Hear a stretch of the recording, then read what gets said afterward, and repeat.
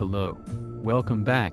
Sorry for the delay, but today I am going to do something I probably going to start doing. I have in total of 7 to 10 books, and I want to read them to you guys. In this video, I'm going to be reading Becoming Darkness by Lindsay Francis Brambels. Let's begin, shall we? Prologue. The instruments of darkness. You can see them in the background of photographs and motion pictures from before the war. They resemble shadows, thought they cast one. Often wraith-like, they are hard men, mean-faced men, soulless and cruel.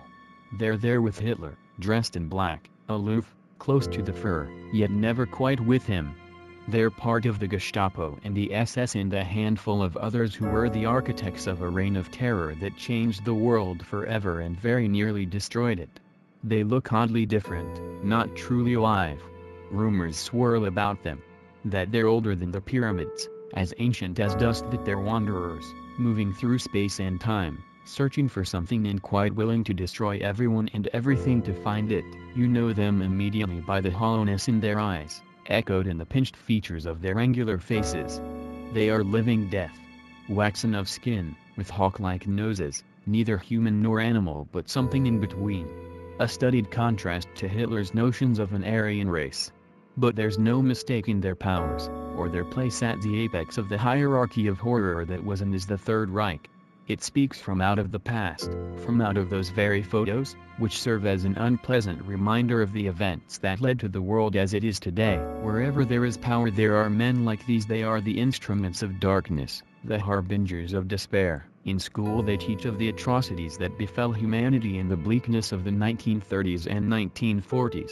When the world spun out of control and war raged across it, just before the dark stain of the plague spread around the globe and changed everything. To some that time is known as the fall, the end of the world as it was, and very nearly the end of all humankind. For those who lived through it, the Second World War was a nightmare to begin with, but when Hitler and his Nazi goons released Gomorrah, it turned the entire planet to a living hell.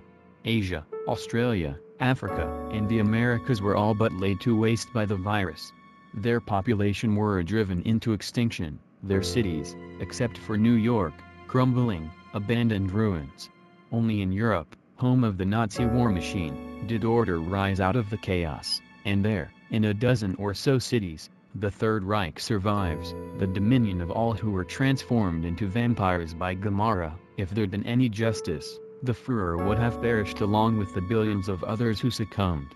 But he didn't, and now what is left of the world exists under his cruel tyranny, slaves to a madman and the dark forces behind him. The vampires reign, except in heaven, the last bastion of humanity, the last outpost of hope. Of the entire world's population, we have-nights are the few who are genetically immune to Gomorrah. To the enemy we're the untouchables, the undesirable, their curse and their bane. Our blood is toxic to them. Poison. As deadly as the sun, more lethal than the sword.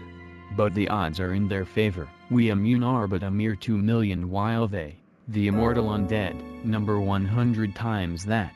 Back in the 40s, they fought hard to be rid of us, and then in 48 the fight stopped. Just like that. We pretend we were victorious, that we somehow frightened them into a truce. But the truth is that they let us live for reasons that have remained a mystery to all but a select few.